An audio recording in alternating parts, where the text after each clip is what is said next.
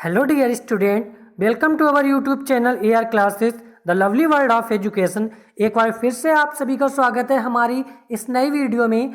जैसा कि हम प्रीवियस वीडियोज़ में एनसीईआरटी बुक के पहला चैप्टर रियल नंबर्स की सारी एक्सरसाइज फिनिश कर चुके हैं। आशा करता हूँ आप सभी को वो एक्सरसाइज समझ में आई होंगी और जो हमारी दो एक्स्ट्रा वीडियोज़ थी, extra problems depend on real numbers from the book RS Agarwal and RD Sharma, वो भी आपने अच्छे से देखी होंगी और प्रॉब्लम समझ में आई होंगी। उसके बावजूद भी अगर आपको कोई भी प्रॉब्लम है तो हमारे इस चैनल के डिस्क्रिप्शन बॉक्स में टेलीग्राम ग्रुप का लिंक दिया हुआ है, आप उससे जुड़ सकते हैं और आपकी जो भी प्रॉब्लम है वहाँ पे पुट कर सकते हैं, आपकी प्रॉब्लम को सॉल्व किया जाएगा। तो चलिए दोस्तों, इस नई वीडियो में हम लाए हैं अगला चैप्टर नंबर 2 पॉलिनोमियल। ठीक है, अगर आपको ये चैप्टर से रिलेटेड चीज़ समझ में आए, टॉपिक समझ में आए तो प्लीज़ वीडियो को लाइक शेयर एंड कमेंट कीजिएगा और ऐसे ही आगे की अच्छी वीडियो देखने के लिए हमारे चैनल को सब्सक्राइब कर लीजिएगा। तो फ्रेंड्स, बढ़ते हैं आगे।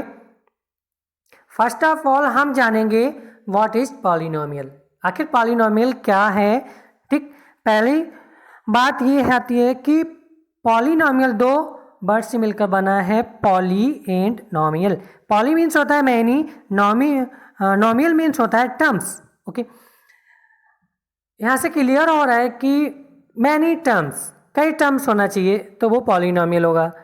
अच्छे से डिफाइन करें, a mathematical expression of one or more algebraic terms each of which consist a constant multiply one or more variables raise the non negative integral power. ऐसा मैथमेटिकल एक्सप्रेशन जिसमें एक से ज़्यादा एल्जेब्रिक टर्म्स होना चाहिए और जो कंसिस्ट करते हों कांस्टेंट और वेरिएबल्स का आपस में मल्टीप्लाई, जैसे 2x, 2 कांस्टेंट है, x वेरिएबल है। ठीक है, और ये आपस में प्लस या माइनस के साथ ऐसे जुड़े हों। ठीक है, लेकिन जिनकी पावर है वो नॉन निगेटिव होना चाहिए, निगेटिव नहीं होना चाहिए। Means x to the power 2 होना चाहिए, x टू द पावर -2 नहीं होना चाहिए। जैसे कुछ एग्जाम्पल्स लिए गए हैं। पहला एग्जाम्पल 9, अगला एग्जाम्पल 5x + 5, अगला एग्जाम्पल है 3x² + 5x + 2 and next is 7x³ + 9x² + 6x - 3। Okay, आगे बढ़ते हैं। पॉलिनोमियल पहचानने के लिए कुछ कंडीशंस होती हैं, तो हमारी कंडीशन इस तरह से है कि वो कोई पॉलिनोमियल होगा या नहीं। फर्स्ट ऑफ ऑल हमारी पहली कंडीशन है the polynomial has one or more terms with variable and constant. Polynomial में वेरिएबल और कांस्टेंट टर्म दोनों का होना जरूरी है। ओके, अगर वेरिएबल नहीं होता है, मान लीजिए कोई 5 है जो कि कांस्टेंट टर्म है, तो ये कांस्टेंट पॉलिनोमियल बोला जाएगा। ठीक, सेकेंड नंबर हमारा है the power of a variable in polynomial must be a whole number not a fractional part. Whole number होना चाहिए, जैसे कि x⁻2, फ्रैक्शनल पार्ट x⁻1/2 नहीं होना चाहिए। ओके, अगले नंबर की तरफ बढ़ते हैं। हमारा थर्ड नंबर है the power of a variable in polynomial must B positive not a negative number.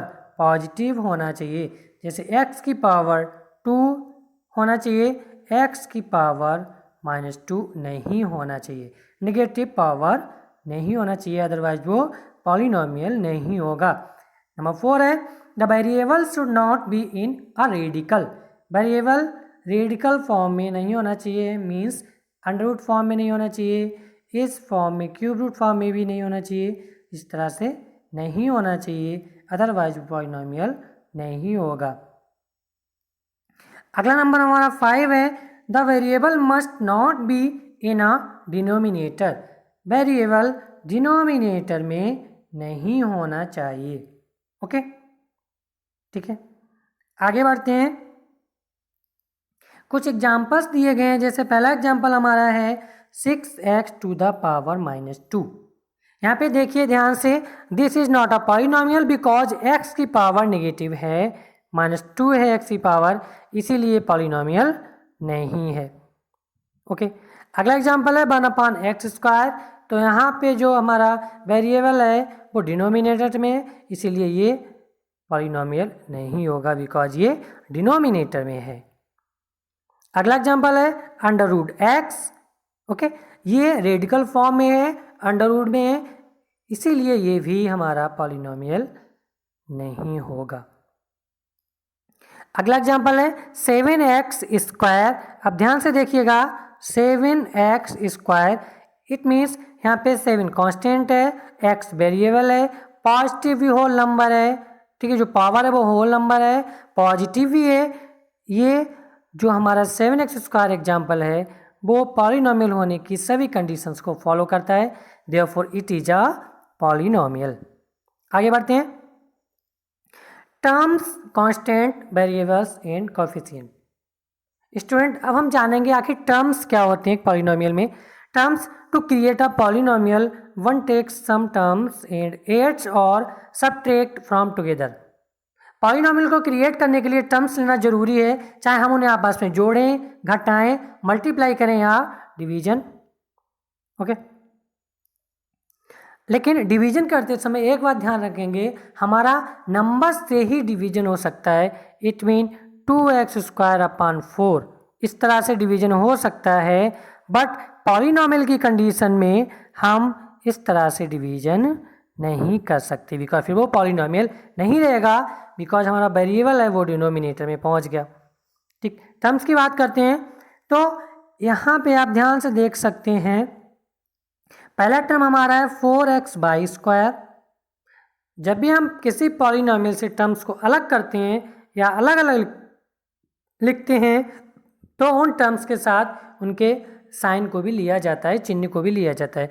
तो पहला टर्म है प्लस का 4x/², अगला टर्म है प्लस का 3x और लास्ट टर्म है -5 क्योंकि कांस्टेंट है। ठीक, यहाँ पे देखेंगे 4x² + 3x -7, यहाँ पहला टर्म है 4x², दूसरा टर्म है 3x और लास्ट टर्म है -7। कांस्टेंट क्या होते हैं? A number which as a fixed numerical value is called constant. Constant वो टर्म होते हैं जिनकी वैल्यू फिक्स होती है, चेंज नहीं होती है। एग्जाम्पल के तौर पे समझ सकते हैं, number of days in a week represent a constant. जो हमारे सप्ताह के दिन होते हैं 7, वो भी कांस्टेंट होते हैं क्योंकि सप्ताह के दिन घटते बढ़ते नहीं हैं। 7 है तो 7 ही होते हैं। फॉर एग्जाम्पल ले लेंगे 2, 5, 0, -3, -7, 2/7, 7/9 etc. Are constant. In the expression 5x + 7, the constant term is 7. Okay, आगे बढ़ते हैं, वेरिएबल्स। स्टूडेंट, अब वेरिएबल क्या होता है? A quantity which has no fixed value but takes no various numerical value is called a variable. ऐसी quantity जिसकी कोई फिक्स वैल्यू नहीं होती है और जो कोई भी न्यूमेरिकल वैल्यू को कंसिस्ट नहीं करता है वो वेरिएबल कहलाता है। जैसे x, y, z, a, b, c, d, इन सभी की वैल्यूज़ अलग अलग इक्वेशन में अलग अलग आती हैं, मतलब वेरी होती रहती हैं, चेंजेज होती रहती हैं, तब वो x, y, z, a, b, c, d जो लेटर्स हैं वेरिएबल कहे जाते हैं। फॉर एग्जाम्पल डेली लाइफ के तौर पे लिया जाए तो temperature at different times of a day represent a variable. जो हमारा एक दिन में टेम्परेचर अलग अलग समय पे है वो वेरिएबल शो करता है क्योंकि हमारा टेम्परेचर बदलता रहता है। The height of a student in your grade is a variable. ठीक है, आपके ग्रेड या क्लास में समूह में जो भी आपके जो स्टूडेंट्स होते हैं, बच्चों की हाइट्स हैं वो भी सेम नहीं होती हैं, वेरिएबल फॉर्म में होती हैं, तभी हम वेरिएबल लेटर्स को x, y, z, a, b, c, d, u, v extra से रिप्रेजेंट करते हैं। बट एक चीज़ ध्यान रखने वाली बात यह है student, a combination of constant and a variable is also a variable. जी बिल्कुल ध्यान रखना है, केवल x, y, z, a, b, c, d he variable नहीं होते। अगर ये वेरिएबल किसी कांस्टेंट नंबर के साथ मल्टीप्लाई हो जाएं, डिवाइड में हो जाएं, मल्टी और एडिशन में हो जाएं, सब्ट्रैक्शन में हो जाएं, तो पूरा कंप्लीट कॉम्बिनेशन भी वेरिएबल शो करता है। जैसे कि 2a में 2 हमारा constant and a variable, -7mn में 7 -n का कांस्टेंट है, m और n वेरिएबल्स हैं। 3x में 3 कांस्टेंट है, x वेरिएबल है, बट 3x पूरा वेरिएबल हो जाएगा। If 3 and constant and x is variable then 3 + x, 3 - x, 3 upon x, 3x, x/3 etcetera, ये भी पूरे कॉम्बिनेशन मिलके वेरिएबल बनाएंगे। Now the conclusion is that the combination of constant and a variable always a variable. आगे बढ़ते हैं। Coefficient, coefficient को हिंदी में कहा जाता है गुणांक। इनके नाम से समझा जाए तो गुणांक में मतलब गुणा का अंक, ठीक है। If the variable in the term is multiplied by a number then this number is called the coefficient or numerical coefficient of the term, ठीक है। किसी जो हमारा टर्म है उसमें किसी वेरिएबल के साथ कांस्टेंट नंबर का मल्टीप्लाई है, ठीक, तो जो न्यूमेरिकल वैल्यू है मल्टीप्लाई में वो हमारा कहलाएगा coefficient. The coefficient of the leading term, जैसा कि इस एग्जांपल में बताया गया है, लीड कर रहा है हमारा 4x², इसका जो कांस्टेंट टर्म 4 है एग्जांपल में दिखाया गया है, is the leading coefficient. Okay, इसमें हम आसानी से समझ सकते हैं 1 हमारा हो गया कांस्टेंट, यहाँ पे 4 है हमारा कोफिशिएंट, 2 है कोफिशिएंट एंड माइनस का 3 है कोफिशिएंट। ओके, इस एग्जांपल पे 4 कोफिशिएंट है, 3 कोफिशिएंट है, -7 का ये कांस्टेंट नंबर है। If there is no number multiplied on the variable, मान लीजिए फ्रेंड्स 4 की जगह पे कोई नंबर नहीं होता, तो on the variable portion of term then the coefficient of that term is 1। अगर किसी भी वेरिएबल नंबर के साथ कोई भी कोफिशिएंट नहीं होता है तो हम 1 मानते हैं। आगे बढ़ते हैं। Degree of a polynomial, polynomial की डिग्री क्या होती है? A polynomial degree is highest or the greatest degree of a variable in a polynomial equation. The degree indicates the highest exponential power in the polynomial, ignoring the coefficient. coefficient जो होते हैं उनकी power को नहीं जोड़ा जाता है। जिस तरह से 2x की पावर 4 लिखा है तो यहाँ डिग्री जो है 4 हुई, इसकी कोई भी पावर काउंट नहीं की जाएगी, ओनली वेरिएबल की पावर काउंट की जाएगी, वो भी मैक्सिमम पावर। एग्जाम्पल देखते हैं। 6x to the power 4 plus 2x³ plus 3, इसकी मैक्सिमम पावर 4 है, then the degree is 4। Next example में मैक्सिमम पावर 4 है, देन द डिग्री इज 8। अब बात आती है degree of a zero polynomial. A zero polynomial is one where all the coefficient are equal to 0।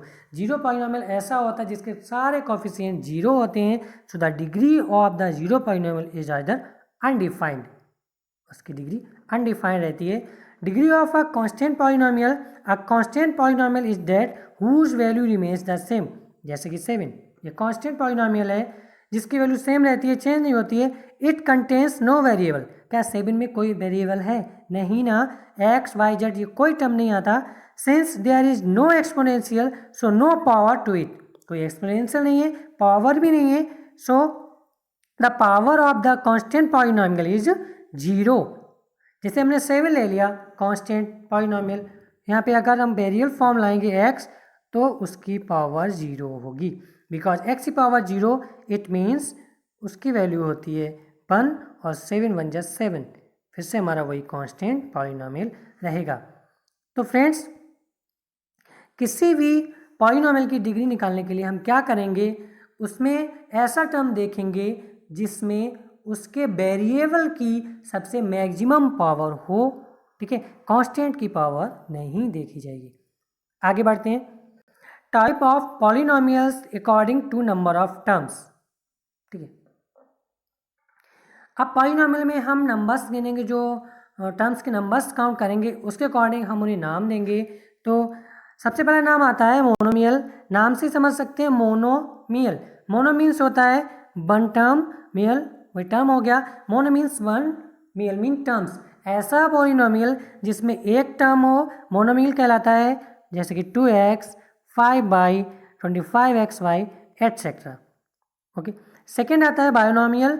By का मतलब होता है टू, नोमियल मतलब टर्म। ऐसा पॉलिनोमियल जिसमें नंबर ऑफ टर्म्स टू हो वो हमारा कहलाता है बायोनोमियल, जैसे 3x + 9/5x² - 7z एटसेट्रा।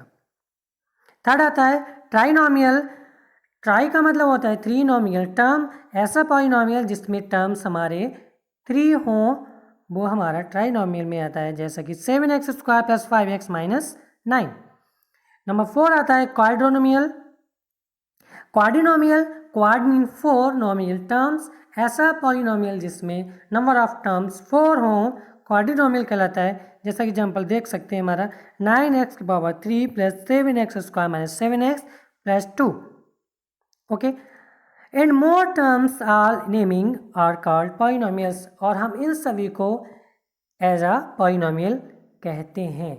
ठीक है, नंबर ऑफ टर्म्स के अकॉर्डिंग इनके नेम दे दिए गए हैं। ठीक, आगे बढ़ते हैं। Types of polynomial based on it's degree. Students, जैसा कि हमने डिग्री के बारे में जाना अभी, तो उसी बेस पे इनको टाइप दिए गए हैं। पहला हमारा है डिग्री 0। ऐसा पॉलिनोमियल जिसकी डिग्री 0 कांस्टेंट पॉलिनोमियल कहलाता है, जैसे एग्जांपल 5। ओके। अगला है डिग्री 1।